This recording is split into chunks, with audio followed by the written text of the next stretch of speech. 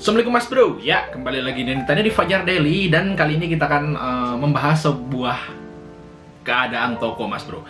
Jadi di sini ada yang mengeluh, kenapa sih toko saya kok semakin sepi?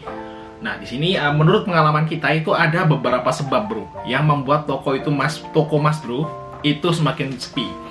Jadi toko apapun itu ya, toko kelontong kayak toko alat listrik, toko bangunan, toko ATK segala macam, ini biasanya ada beberapa faktor yang buat toko itu sepi. Biasanya orang berpikir, oh toko kita sepi karena ada kompetitor. Ya, biasanya seperti itu ya. Misalnya ada saingan baru nih, ya buka gitu. Padahal dalam kenyataannya itu kompetitor itu sebenarnya pengaruh sih kepada toko kita, tapi sebenarnya bukan itulah inti yang menyebabkan toko kita sepi. Biasanya toko yang sepi mulai dijauhi oleh konsumen ya, itu karena internal toko sendiri loh, internal ya. Jadi kalau misalnya dulu kita pernah kerja di sebuah perusahaan retail swasta gitu, yang terkenal, kalau sebutin Mas Bro mesti tahu, itu kebanyakan toko yang tutup atau minimarket yang tutup itu karena permasalahan internal, bukan karena kompetitor. Misalnya ada Triamat, Alfa Midi, ada Indomart, terus ada Omi Franchise ya. Itu kan kompetitor tuh, jualnya produknya sama. Biasanya saling tempel tuh nggak masalah biasanya. Biasanya yang toko itu tutup karena dulu itu kita sering ya tutup toko di waktu itu di minimarket. Itu penyebabnya itu kebanyakan tuh internal, bukan karena kompetitor. Sama aja kita terapin di toko kita, dan kita akan ngasih share info ini kepada Mas Bro semua. Jadi kalau misalnya Mas Bro tokonya itu mulai sepi, itu coba deh perbaiki apa aja sih kesalahan yang dalam diri kita dulu, dalam toko kita dulu, sebelum kita ngomong kompetitor. Biasanya kalau toko sepi itu satu, yang pertama itu barangnya semakin langka. Jadi ini banyak banget kejadian seperti itu. Konsumen tuh pada pergi karena setiap dia masuk itu barangnya nggak ada. Misalnya di toko alat listrik nih, bang cari striker Broko yang gepeng, nggak ada mas, kosong. Oke, dia pulang yang pertama. Terus seminggu lagi dia datang, bang beli lampu Philips yang 19 watt yang gede, kosong bang, ada yang 10 watt ke bawah, kedua, nah gitu ya. Nah, terus oke lah, dia kok di situ kok apa-apa kosong. Terus dia datang lagi. Kalau sampai ketiga kali dia datang nggak ada toko Mas Bro, itu dia udah nggak bakal balik lagi untuk selamanya. Dia hilang lah. Dan biasanya kalau orang yang udah kecewa seperti itu akan istilah nyebarin ke orang lain. Oh, di sana tokonya nggak lengkap, jadi kita ke sana tuh sia-sia gitu. Mending langsung ke sana tuh di sana tuh toko yang agak jauh dikit tapi pasti ada gitu ya. Nah, biasanya seperti itu Bro, jadi semakin menyebar gitu. Jadi dari mulut ke mulut. Jadi yang pertama, kalau misalnya Mas Bro tokonya semakin sepi, liatin stok dulu. Jadi stoknya tokonya Mas Bro itu gimana, ready nggak gitu ya, untuk memenuhi keinginan konsumen gitu. Jadi jangan sering-sering itu nolak konsumen karena barangnya kosong. Oke, itu yang pertama. Terus yang kedua ya, perhatikannya displaynya juga. Display dari bentuk toko. Biasanya kalau toko yang berantakan, kotor, kan seperti itu, konsumen juga malas datang ya. Ya kecuali pengecualian kalau di toko bangunan ya. Kalau toko bangunan itu tetap aja kotor ya. Tapi ya jangan kotor-kotor banget gitu.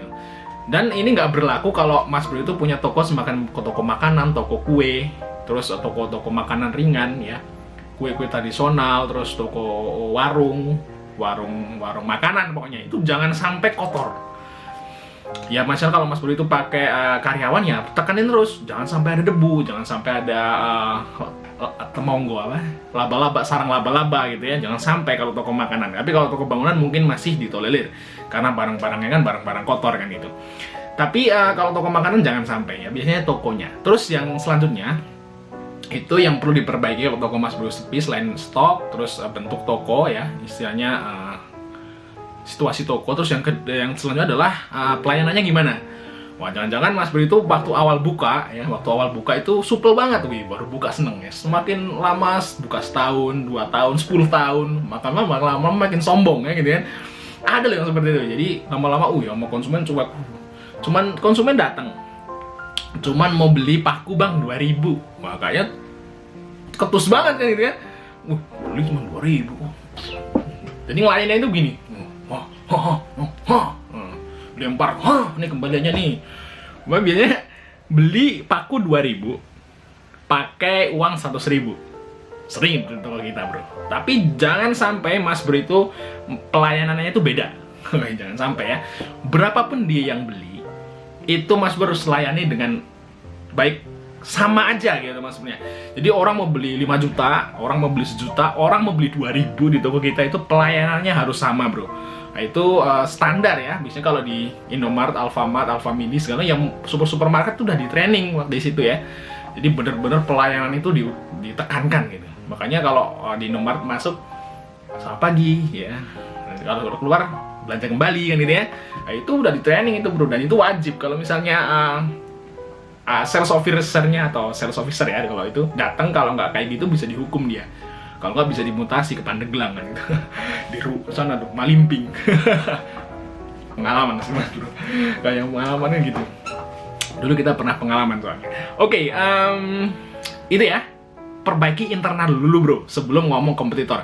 Jadi kalau misalnya Mas Bro itu, tokonya semakin sepi, Mas Bro jangan ngelirik kompetitor dulu, perbaiki dulu diri sendiri dulu. Kalau udah baik, ya udah full, barangnya full, pelayanannya juga oke, training udah di karyawan dari training, terus displaynya udah rapi semua, tokonya bersih, baru Mas Bro ngelirik kompetitor. Itu kompetitornya gimana?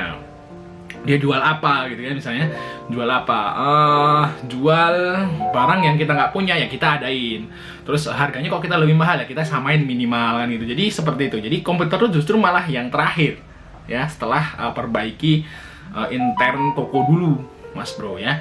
Biasa seperti itu. Kebanyakan toko-toko yang bangkrut tuh karena manajemennya sendiri, atau toko-toko yang sepi tuh karena manajemennya sendiri yang amburadul bro ya. Seperti itu sih pengalaman kita Mas Bro ya. Jadi ya namanya juga usaha kan, ada naik ada turun ya.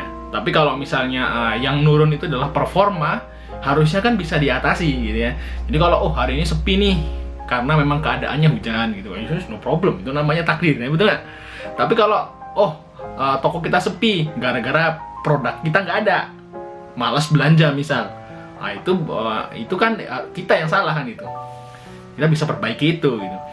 Dan permasalahan yang lain ya itu ya gara-gara stok kosong itu biasanya ada sebabnya loh. Biasanya itu karena pemakaian uang toko yang terlalu berlebihan bro. Jadi ini manajemen harus sangat diperhatikan ya. Jadi kalau di toko itu bener-bener uangnya kalau bisa dipisah gitu sama uang pribadi. Terus kita hanya ngambil keuntungannya tok gitu. Jadi tokonya bisa berjalan. Jadi banyak kasus yang toko itu nggak bisa repeat order, nggak bisa beli lagi karena uangnya nggak ada, barangnya nggak ada, udah laku, tapi uangnya nggak ada, kepake buat kredit motor, kredit mobil gitu kan. Jadi tetap hati-hati, harus manajemen seperti itu. Biasanya kalau toko kosong itu seperti itu ya, uangnya itu kepake buat keperluan pribadi di luar toko. Ya mungkin sekian informasi dari kita Mas Bro, semoga menjawab kenapa toko kita itu semakin sepi. Ternyata menurut pengalaman kita karena intern kita atau toko internal kita itu yang bermasalah bro, bukan kompetitor yang utama. Mungkin sekian informasi dari kita, jangan lupa untuk like ya dan subscribe. Sampai ketemu di video berikutnya.